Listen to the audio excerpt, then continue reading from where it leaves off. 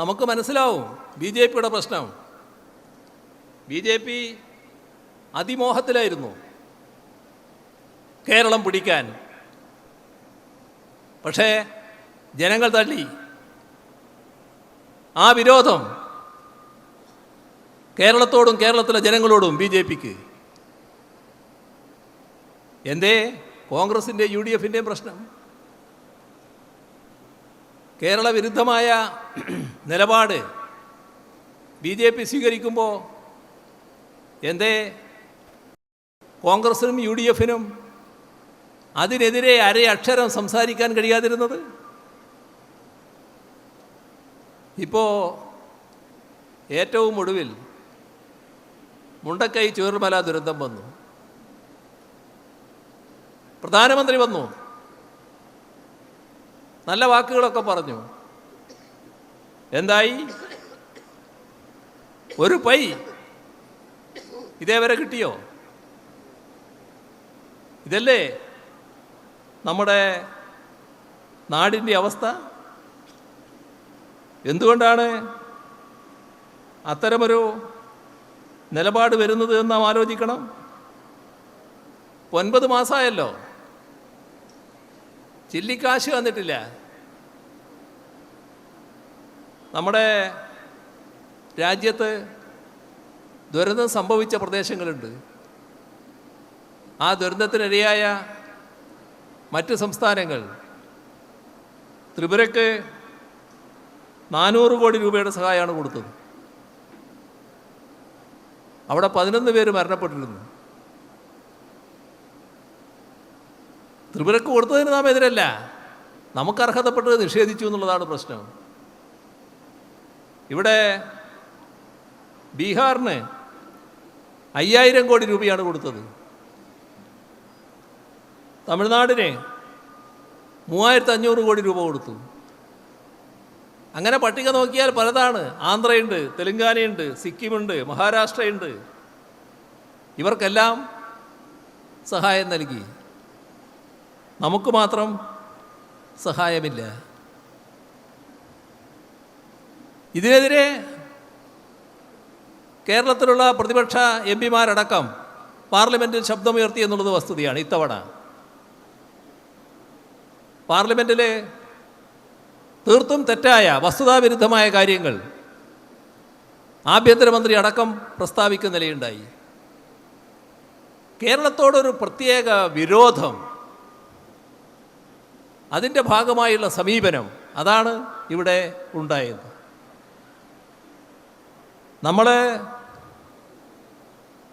നല്ല രീതിയിലുള്ള പുരോഗതി എല്ലാ രംഗത്തും ഉണ്ടാക്കിയിരിക്കുന്നു. ഇപ്പോൾ നമ്മുടെ സംസ്ഥാനത്ത് ഒട്ടേറെ ക്ഷേമ പ്രവർത്തനങ്ങൾ നടക്കുന്നുണ്ട്. നാം നൽകുന്ന സാമൂഹ്യക്ഷേമ പെൻഷൻ നേരത്തെ 600 രൂപയുണ്ടായിരുന്നത് ഇപ്പോൾ 1600 രൂപയാണ്. 2016 LDF സർക്കാർ അധികാരത്തിൽ വരുമ്പോൾ 18 മാസത്തെ കുടിശ്ശികയായിരുന്നു. അത് മുഴുവൻ കൊടുത്തു തീർത്തത് LDF സർക്കാരാണ്. ആദ്യത്തെ തീരുമാനം അതായിരുന്നു 2016. പിന്നീട് വർദ്ധിച്ചു, 1600 നിൽക്കുന്നു. 1600 രൂപ വീതമുള്ള സാമൂഹ്യക്ഷേമ പെൻഷൻ 60,000 പേർക്ക് നൽകുന്നു. വീടില്ലാത്ത പാവങ്ങൾ വീട് നിർമ്മിക്കാൻ ലൈഫ് മിഷൻ പ്രവർത്തനം ആരംഭിച്ചു.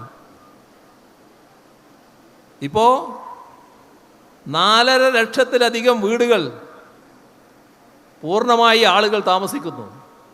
അത്രയും കുടുംബങ്ങൾ താമസിക്കുന്നു.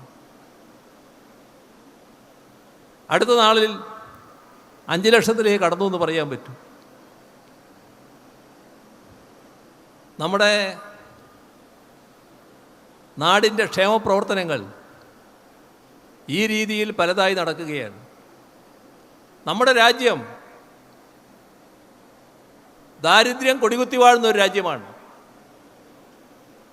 ലോകത്തെ രാജ്യങ്ങളുടെ പട്ടിക തയ്യാറാക്കിയപ്പോൾ നമ്മുടെ സ്ഥാനം 105 സ്ഥാനത്ത്. നമ്മൾ കഴിഞ്ഞാലേ പിന്നെ മറ്റു കുറച്ച് രാജ്യങ്ങളേ ഉള്ളൂ. ശ്രദ്ധിക്കേണ്ട കാര്യം, നമ്മുടെ തൊട്ട അയൽപക്കങ്ങൾ ഒരു രാഷ്ട്രവും നമ്മുടെ പുറകിലില്ല. അവരെല്ലാം എത്രയോ മുന്നിൽ. ആ രാജ്യത്ത് ദാരിദ്ര്യം ഏറ്റവും കുറഞ്ഞ സംസ്ഥാനം കേരളമാണ് എന്ന് ഇന്ത്യ ഗവൺമെൻറ് തന്നെ പറയുന്നു. എന്തുകൊണ്ടാത്? LDF സർക്കാർ പൊതുവിതരണ രംഗം ശക്തിപ്പെടുത്തിയതുകൊണ്ട്. ഇതല്ലേ വസ്തുത. അതിൻ്റെ തുടർച്ചയായി കേരളത്തിലെ പരമദരിദ്രരായി 64,006 കുടുംബങ്ങളുണ്ടെന്ന് കാണുന്നു. ആ 64,006 കുടുംബങ്ങളെയും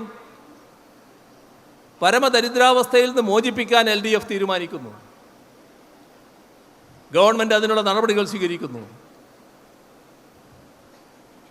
എന്താ സംഭവിക്കാൻ പോകുന്നത്?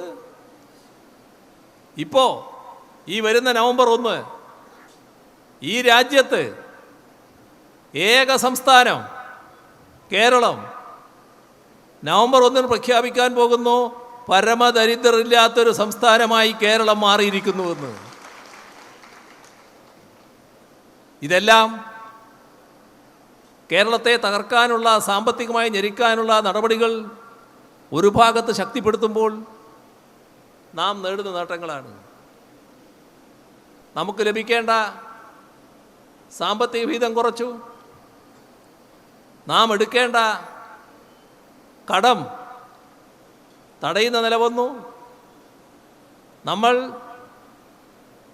പല കാര്യങ്ങൾക്കായി ചെലവിടുന്ന ഗവൺമെൻറ്റേതര പ്രവർത്തനങ്ങൾ, കിഫ്ബിയുടെ പണം, പെൻഷൻ കൃത്യമായി നൽകുന്നതിന് വേണ്ടി രൂപീകരിച്ച പെൻഷൻ കമ്പനി സമാഹരിക്കുന്ന പണം, ഇതെല്ലാം സർക്കാരിൻ്റെ വായ്പയായി കണക്കാക്കും, എടുക്കുന്ന വായ്പയായി കണക്കാക്കും. ആ വായ്പാ പരിധിയിൽ അതിനനുസരിച്ച് കുറവ് വരുത്തും. മാത്രമല്ല, മുൻകാല പ്രാബല്യത്തോടെ നാം എടുക്കേണ്ട കടപരിധി വെട്ടിക്കുറക്കുകയാണ്. സാമ്പത്തികമായി വല്ലാതെ ഞെരുക്കുക, ശ്വാസം മുട്ടിക്കുക, ആ നടപടിയാണ് ഉണ്ടായത്. എന്നിട്ടും നാം കാണുന്ന നേട്ടങ്ങൾ നമുക്ക് നേടാൻ കഴിഞ്ഞിരിക്കുന്നു. അപ്പോൾ നമ്മുടെ നാട്ടിൽ പ്രചരിപ്പിക്കപ്പെടുന്ന സാമ്പത്തിക തകർച്ച യഥാർത്ഥത്തിൽ കേരളത്തിന് ബാധകമായതല്ല. നമ്മെ തകർക്കാൻ ശ്രമിച്ചിട്ടുണ്ട്, സാമ്പത്തികമായി വിരോധിക്കാൻ ശ്രമിച്ചിട്ടുണ്ട്. നാം അതിനെതിരെ സുപ്രീം കോടതിയിലടക്കം കേസ് ഫയൽ ചെയ്തിട്ടുണ്ട്. പരിശോധനയിലാണിപ്പോൾ. കഴമ്പുണ്ട് എന്ന് ബഹുമാനപ്പെട്ട സുപ്രീം കോടതി കണ്ടതുകൊണ്ടാണ് വിശാല ബെഞ്ചിനെ, ഭരണഘടനാ ബെഞ്ചിനെ പരിശോധിക്കാൻ വിട്ടിരിക്കുന്നത്. അത്രയും നടപടികൾ നാം സ്വീകരിച്ചിട്ടുണ്ട്. വലിയ പ്രക്ഷോഭം LDFിൻ്റെ നേതൃത്വത്തിൽ കേരളത്തിൽ നടന്നു. രാജ്യ തലസ്ഥാനത്ത് തന്നെ മന്ത്രിസഭ ഒന്നടങ്കം പങ്കെടുത്തുകൊണ്ടുള്ള രാജ്യത്തിലെ വിവിധ മുഖ്യമന്ത്രിമാർ, ദേശീയ പാർട്ടി നേതാക്കൾ എല്ലാം പങ്കെടുത്തുകൊണ്ടുള്ള പ്രതിഷേധം പ്രകടിപ്പിച്ചു. അതെല്ലാം ഒരു ഭാഗത്ത് നടക്കുന്നുണ്ട്. എന്നാൽ അതേസമയം നമ്മുടെ നാടിൻ്റെ തനത് വരുമാനം നല്ല രീതിയിൽ വർദ്ധിപ്പിക്കാനുള്ള നടപടികളാണ് നാം സ്വീകരിച്ചിട്ടുള്ളത്. അതിൽ നാം ആരുടെയും പുറകിലല്ല. അതാണ് പരിശോധിച്ചാൽ കാണാൻ നമുക്ക് കഴിയുക. ഇപ്പോൾ തനത് വരുമാനത്തിൻ്റെ കണക്കെടുത്താൽ 2016 നമ്മുടെ സംസ്ഥാനത്തിന് തനത് വരുമാനം UDF ഒഴിയുമ്പോൾ 26%. ആ 26% ഇപ്പോൾ എത്രയാണെന്നറിയോ? ഇപ്പോൾ അത് 73% മാറിയിരിക്കുന്നു. അതാണ് നമ്മുടെ ധനം. അത് വെച്ചുകൊണ്ടാണ് കാര്യങ്ങൾ നമ്മൾ നിറവേറ്റുന്നത്. ഈ പ്രതിസന്ധികളെല്ലാം ഉള്ള ഘട്ടത്തിലും നമ്മുടെ സംസ്ഥാനത്ത് നൽകേണ്ട ആനുകൂല്യങ്ങൾ കൃത്യമായി നൽകാൻ കഴിയുന്നത് ഈ കരുത്തുകൊണ്ടു കൂടിയാണ്.